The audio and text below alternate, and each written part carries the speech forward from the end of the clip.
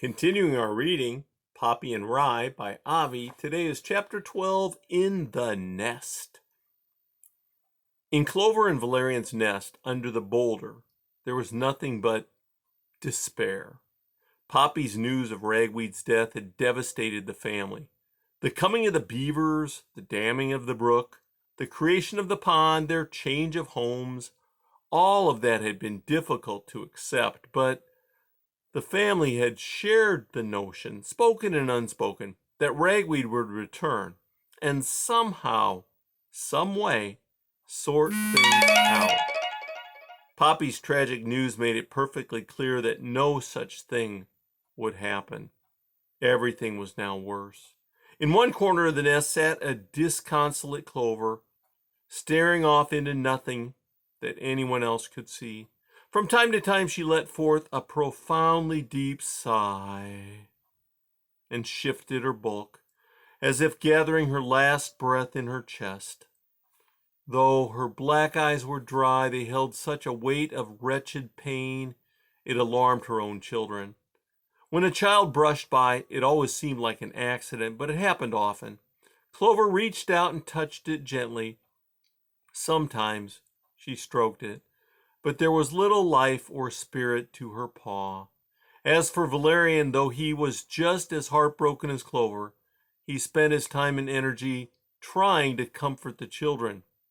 "Your mother will be fine," he kept telling them. "She's just very sad, and it is sad."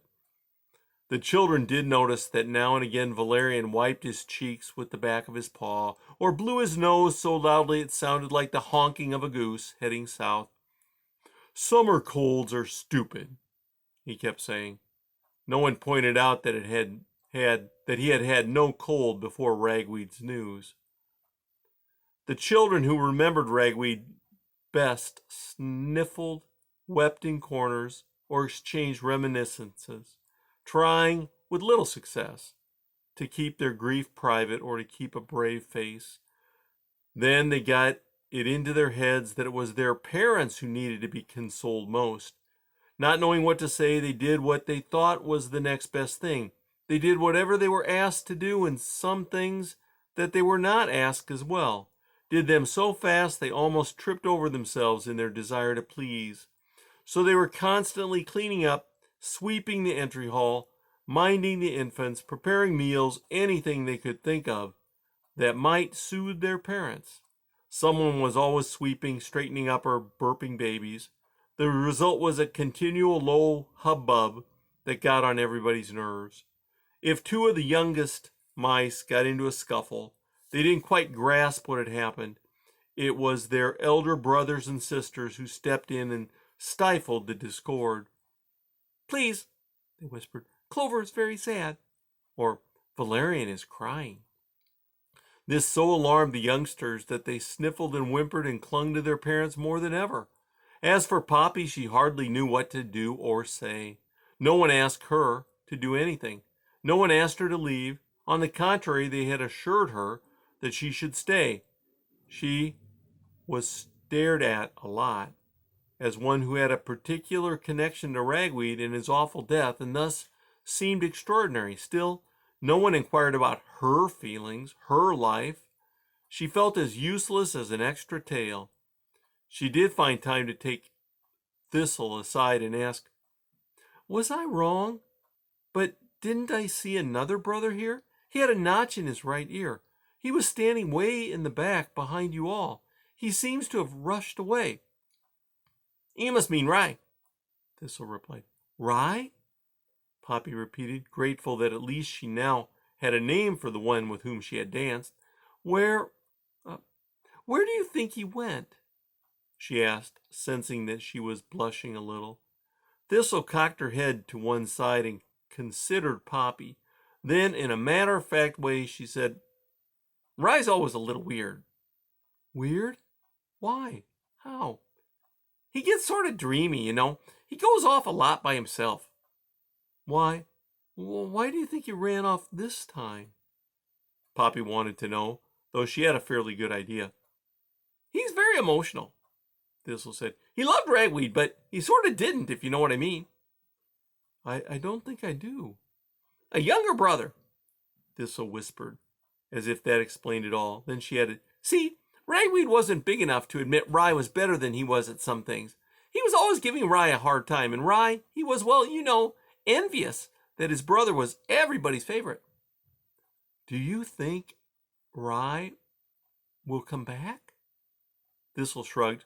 Yeah, sure. Poppy tried to make herself useful by tending to the children. She was not very good at it. Besides, they were inclined to stare at her as if she were odd. Being a deer mouse, she was smaller than they, and her fur was a different color. For her own part, Poppy knew perfectly well she was stalling, doing little except waiting for Rye's return. At the same time, she thought of his coming back, and that made her nervous. She wasn't exactly sure what she felt. What would she say to him? Poppy's thoughts were interrupted when Clover asked Valerian to bring her close. I need to ask you a little more about Ragweed, she said to Poppy. I'll tell you anything I know, Poppy said. Clover and Valerian asked Poppy many questions. How she had met Ragweed, where was this dimwood forest she had come from, who and what was her family, did she and Ragweed in fact marry?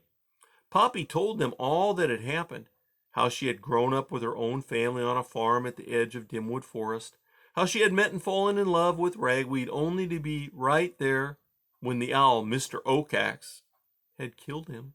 She told them how she had defeated this Mr. Oakax. Finally, she told them of her desire to bring them the news of their son. As she told her tale, she kept looking out of the corner of her eye for Rye. The last thing she wanted was for him to show up and hear what she was saying. We need you to know, Valerian said when Poppy was done, that even though you didn't marry Ragweed, we'd like to think of you as our daughter. We really do, Clover agreed with a catch in her voice. This isn't much of a home, Valerian went on, but it's all we have.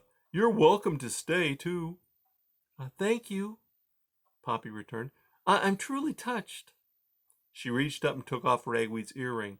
I brought this back for you, she said. It was his. I thought you should have it. She held out the earring. The purple beads seemed to glow. The little chain sparkled. Did he give it to you? Clover asked.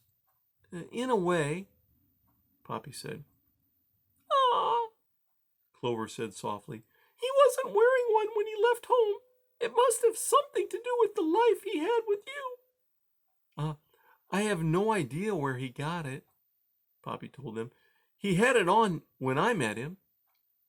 Any notion what he did from the time he left here to the time he met you? Valerian asked. Poppy shook her head. He never really said, but he did talk about his home fondly. Clover held the earring in a palm of her paw, as if it were something magical. With a sigh, she offered it to Valerian, who contemplated it too. Then Valerian handed it back to Poppy. I think you should keep it. Poppy looked to Clover. Clover nodded her agreement. After a moment's hesitation, Poppy took the earring and fixed it back on her ear. I'll stay a while. But Poppy knew she was only staying so she could speak to Rye. What had happened with Ragweed, she told herself, was the past. It was done. Finished, complete. She would remember the past, but she would not live it. Instead, she would wait for Rye, but Rye did not return. Though no one seemed to be concerned, Poppy began to wonder if he would ever come back. She began to suspect and fear he would not. That ends chapter 12.